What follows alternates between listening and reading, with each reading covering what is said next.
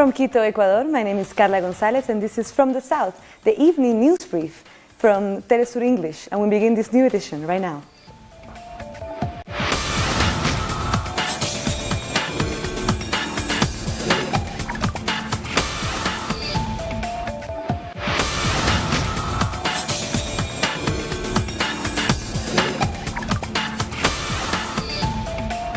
There are still no definitive official results from Sunday's general election in Honduras, but supporters of the opposition alliance are now celebrating in the streets of the capital, Tegucigalpa. These are the pictures from a few minutes ago of what the opposition are calling a victory celebration for what they believe is the triumph of Salvador Nasralla in the presidential race. The third-place candidate for the Liberal Party, Luis Zelaya, has accepted defeat. He said that the court should respect the will of the people, and an electoral spokesperson made a statement calling the preliminary results irreversible. The Supreme Electoral Tribunal's position is totally irresponsible. They keep the Honduran people waiting. Salvador Nasralla won, and we all have to accept it. So far, what experts have said is that the trend for the presidential bid is becoming irreversible. The Supreme Electoral Tribunal's count reveals a 5% difference between the alliance candidate and the National Party candidate. The candidate from the Liberal Party has a very small percentage, currently leaving it with no chance of winning. It has been an extraordinary 24 hours in Honduras. Supporters of the opposition alliance went wild as the first official results came through in the early hours of the morning. With 57% of the votes counted, they gave Nasralla 45.17%, over 40.21% for the current president, Juan Orlando Hernandez, of the Conservative National Party. We have finished with the dictatorship. This puts an end to the dictatorship. Long live Nasralla. We expected everything that the president, the dictator, was going to do. He was going to claim victory because he knew it was the only way to intimidate us, who were watching over the proceedings. And the people defend these proceedings as they should have. And now these are our reward. We have taken these corrupt people out of power in our country, and now they will have to pay. Salvador Nasralla soon came out to claim victory, and he was backed by the head of the opposition alliance against dictatorship and former president Manuel Zelaya, who was overthrown in a coup in 2009. I can tell you that I am the new president of Honduras. Salvador, the alliance has shown it is an alternative, and you have led with Xiomara Castro and Guillermo Valle standing aside. With our generosity, you have headed this leadership, and today the Honduran people have given their answer very clearly. This was not what the Honduran establishment and most of the media had expected. A couple of hours after the voting centers closed at 4 p.m. local time, exit polls seemed to confirm that President Juan Orlando Hernandez was on his way to re-election, just as opinion polls had indicated in recent weeks. Hernandez seized on the numbers to say he had won, even though there were still no official results. With a huge number of exit polls and the ballots being processed in real time as they come in, it is very clear that we have won resoundingly this election. That is what the polls say, and that is what the results we are seeing from the count are saying.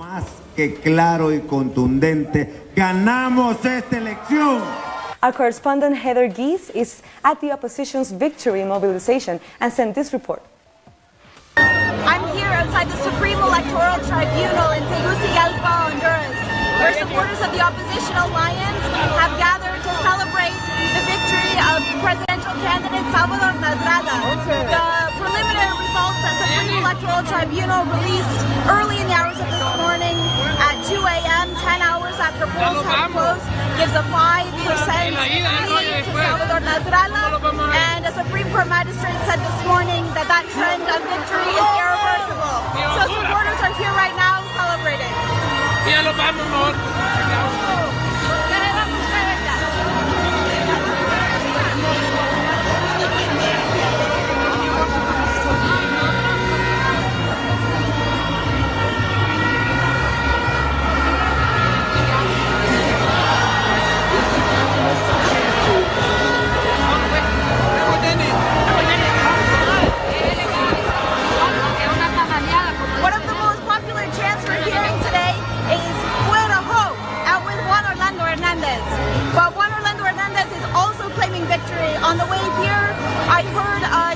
party congressman saying on the radio that Juan Orlando Hernandez has won clearly and overwhelmingly. And Juan Orlando is expected to speak very shortly, and he's probably also going to call his supporters to the streets to celebrate his victory. So 24 hours after polls closed here in Honduras, we have two presidential candidates who are declaring victory. Heather Geese for Telesur, Tegucigalpa. That was Heather Geese from Honduras. Cuba also held elections on Sunday. Over 7 million people turned out to vote in the local elections to select candidates for 168 municipal assemblies across the island. It was the first stage of an electoral process that will end on February 24th, with Parliament choosing a new president. Of the 27,221 candidates in the ballots, women made up 35.4%, while young people 19.5%. The run of vote in the constituencies where none of the candidates have won more than 50% of the votes is scheduled for December 3rd.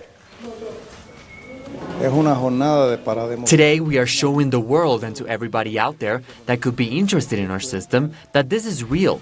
This is not previously set up or imposed. Cuban people come to vote because we are positive about the need to defend our democracy. Puerto Rican independence activist Oscar López Rivera met with the Cuban president Raúl Castro, wrapping up his tour of the island. During the encounter, they talked about Fidel Castro, as well as the importance of Puerto Rico's independence and Cuba's support during this process. One of the leader's former cellmates from his time in a United States prison that lasted for 36 years on a conspiracy charge was also present at the meeting. López Rivera described the visit as the happy, intense, and rewarding after spending almost 2 weeks touring the island with his daughter and granddaughter. Fidel Castro's ally and Cuban Revolution's literary campaign leader, Armando Hart, passed away on Sunday in Havana at the age of 87 due to respiratory failure. Hart, a Marxist intellectual and lawyer, served as education minister and as cultural minister for decades under Castro. He was imprisoned during the last year of the revolution against US-backed dictator Fulgencio Batista. Hart, in his later years, focused on promoting the life and works of Cuban independence hero José Martí. More news in a minute. Stay with us.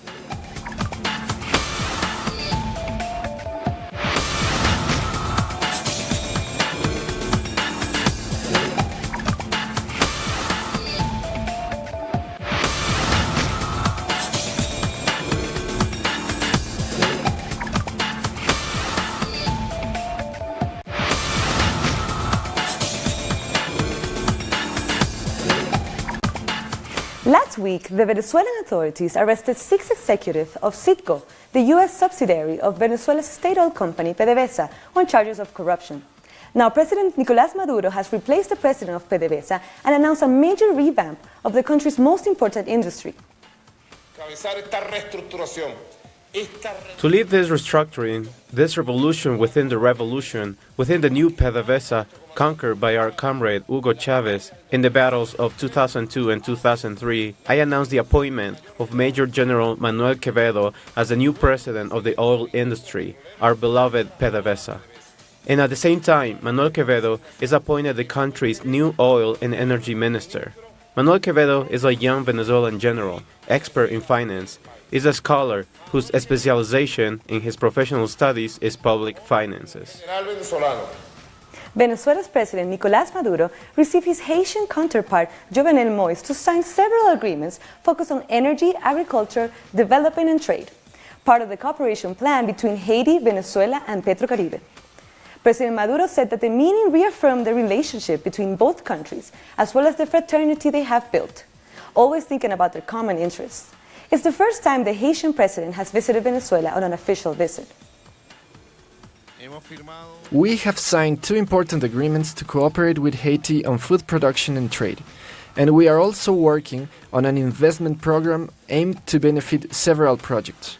Today we have reaffirmed our friendship and the work we want to pursue together, always thinking of a common benefit.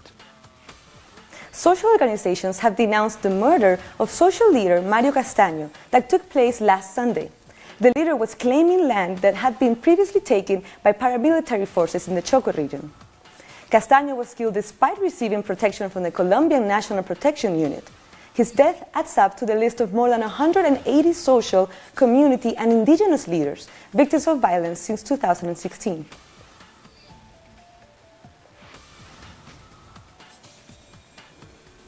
In Mexico City, there's taking place a summit against human trafficking. Police corporations all over the continent have met to discuss and join efforts against this kind of crime. More information with our correspondent, Pablo Pérez Garcia. So it's here in Mexico City where the Hemispheric Summit on People Trafficking is taking place. Right away, right now, there are several police corporations and security corporations of all the countries in America that are in the summit trying to cooperate and make conjoint efforts against this crime that is qualified as to be the second most important in Mexico, with net wins of over $1.9 thousand million. So there has been some examples of international cooperation, like the Mexican human trafficking ring that was arrested in New York in last year. But the strongest human trafficking cartels that are originated in Tenancingo, Tlaxcala, remain untouched yet. So there are several Mexican organizations pointing out how Mexican authorities are not really attacking the roots of the problem. This is the information from here, Mexico City. We go back to you. Pablo Pérez from Mexico City. The Argentinian province of Rio Negro was the scene of another incident of brutal repression for the Mapuche community, this time claiming the life of 22-year-old Rafael Nahuel, and wounding several others. Our correspondent in Buenos Aires, Edgardo Esteban, has more on this latest repression against the Mapuche. The Mapuche community is in pain after the killing of 27-year-old Rafael Nahuel. The murder occurred in Villa Mascardi, a small community of only 50 people, located 35 kilometers south of San Carlos de Bariloche. The community was protesting to get their land back after the government approved a law that regulates who owns the land. Armed forces repressed the Mapuche demonstrators, first on Thursday and then again on Saturday. It was Argentina's naval unit, an armed force that is meant to defend and protect the sea and rivers of the country, that repressed the Mapuche community in Patagonia region. People have gathered in San Carlos de Bariloche and at Plaza de Mayo to ask for justice and punishment for those responsible for the death of Rafael Nahuel. Today the protests continue in defense of the indigenous Mapuche people. Human rights organizations are demanding the government respond, particularly since authorities are trying to justify the killings in the Mapuche community. The murder of Rafael Nahuel comes shortly after Santiago Maldonado, also killed in the Patagonia region, was buried with his loved ones, asking the government for a fair and independent investigation. Regarding the killing of Rafael Nahuel, the government continues to justify the violent repression. A report from Argentina. Shortly after returning to the country on Friday, Ecuador's former president, Rafael Correa, has defended the innocence of Vice President Jorge Glass. Correa said the arrest of his political ally, who has been charged with links to Odebrecht bribery scandal, is part of a political persecution led by the current president, Lenín Moreno, who he described as a traitor. Correa warned that a counter-revolution is brewing with the ruling País Alliance, and said that his aim is to help rebuild broad contact with the people, like that which existed at the start of the Citizens' Revolution 10 years ago, and which bolstered his presidency from 2007 to 2017. Women across Latin America took to the streets this weekend to commemorate the International Day for the Elimination of Violence Against Women. In Uruguay, participants of the 14th Latin America and Caribbean Feminist Meeting joined the Uruguayan organization Mujeres de Negro, or Women in Black. They rallied in silence in Montevideo's old town. Uruguay's Women in Black were joined by many other organizations against femicide to express their indignation at gender violence and the recent murder of 12-year-old Debrisa González. Unfortunately, there has been years of protest, but we feel a lot of sadness because there has been advances in laws and some social answers, but there are still a lot of issues to resolve. Under the slogan, diverse but not dispersed, participants at the 14th Latin American and Caribbean Feminist Meeting joined the women in black. And for us, indigenous people, we bring women's voices from our rich sites communities of Tolvas, Argentina, with the biggest population in northern Argentina, so we came to share our experience with other women. A feminist icon read out their demands, speaking for all women across the continent. We're here to say that we're tired, that we've had enough of femicides, murders by partners or former partners, that it's time to stop massive femicides in our region. So far this year, there have been 25 femicides in Uruguay. Among these, there have been at least 2 murders in the last 2 weeks of a 9-year-old girl and another aged 12. Uruguayan society demands a cultural change to stop the death of innocent women and girls. Let's take a look at some of the other activities that took place across the region to demand an end to domestic violence and femicide. Hundreds of protesters marched in Lima, Peru, carrying banners and chanting "Not one more" to raise awareness of the high levels of sexual abuse and impunity towards the aggressors. The Ministry of Women says that in 2016, 7 out of 10 women suffered from physical and psychological abuse. Demonstrators in different cities in Ecuador also took part in the mobilization against violence against women. They accused the patriarchal society of being the main reason for violence and sexual harassment against women. According to official figures, there have been 132 cases of femicides in 2017. And thousands of women also marched in Costa Rica's capital to reject violence and demand the government promote gender equality with more opportunities and better living conditions for women.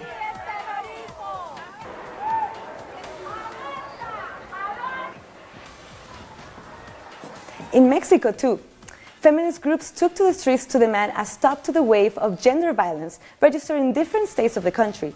They marched through the streets of the Chimalhuacán municipality, known for an increased murders and disappearance of women. More details in the next report. Mexican women raised their collective voices to demand respect of their rights against gender violence. They marched with pink crosses, a symbol of the fight against gender violence, which also acts as a reminder for those women who have been murdered. During the International Day for the Elimination of Violence Against Women, protesters chose to march in the Chimalhuacán municipality in the state of Mexico, where in June the body of Diana was found. Diana's family is accusing the authorities of doing very little to find the responsible of her crime. The file was there in the prosecutor's office for months, and they never did anything. All the video footage in the original file, we, the family, did everything for them to have that evidence. This Mexican territory near the capital has become one of the most dangerous in that state alone. Just in 2017 so far, over 250 femicides were recorded by non-governmental organizations. Our disappeared sisters need justice too, the victims of white slavery or sexual slavery. It's criminal that authorities and the state don't pay attention to this. But this phenomenon extends throughout the country. According to the UN, numbers of 7 out of 12 gender homicides in Latin America are committed here. They are denying us justice. This is urgent because we could save a lot of lives, because we could change this. And when we talk about the protocol, we mean also the prevention to train our justice authorities and all institutions from the state. The levels of impunity reach over 90%, and only 15 out of every 100 murders of women are investigated as femicides. And in Venezuela, the Peoples of Africa Festival has begun, with the aim of strengthening cultural links and solidarity. More in this report from Caracas. Venezuela's Afro-identity has taken stage at Caracas' main downtown theatre. The Peoples of Africa Festival has officially begun, welcoming the public and giving them the chance to share and enjoy a part of their country's heritage which goes back centuries. The week-long cultural festival will play out across the capital. Musical events and workshops will be staged throughout schools, universities and public spaces, where the values of integration and unity will be emphasized. Performances from the National Ballet of the Congo, local artists from Mozambique and Nigeria, have come to Caracas to share their music and culture with the city. From what we have been witnessing, it seems to be very easy to express yourself culturally in Venezuela, and we're just happy to be a part of it. It is something that I hope they continue to have year after year. The festival was founded in 2005 and promoted by the late Hugo Chavez, who seek to bolster ties with the African continent. Music is love, and I wish firstly for peace. We are together, Venezuela.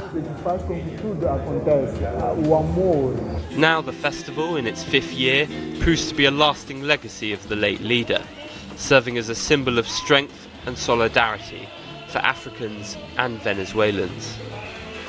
Frederick Gillingham, Telesur, Caracas. We'll be back very soon. Stay with us.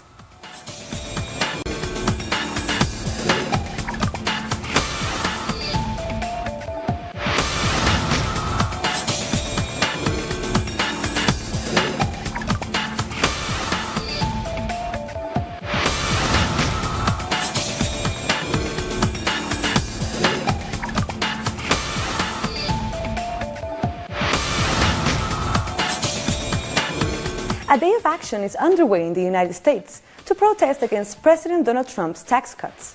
The protesters say this favors the very rich at the expense of the poor. Earlier, we spoke with our correspondent in Washington, D.C., Jorge Gestoso, who had this to say. As you said, the protests are against tax reform, being perceived as favoring absolutely the rich at the expense of the poor. We're talking tax cuts that mostly are considered by the opposition as a scam. They're using the word scam to define that tax reform. We're talking putting down the taxes of the corporations, the big benefits together with the wealthiest part of the population of the U.S. from 35% to 20%. But at the same time, by the same token, on the other side, they are thinking to cut, for example, social programs such as Medicaid that are really helping the most vulnerable and poor people. The Ecuadorian Foreign Minister Maria Fernanda Espinosa has ended a visit to Palestine and Israel with a meeting with the Palestinian President Mahmoud Abbas in the West Bank. Our correspondent from Gaza, Nur Harasin, reports.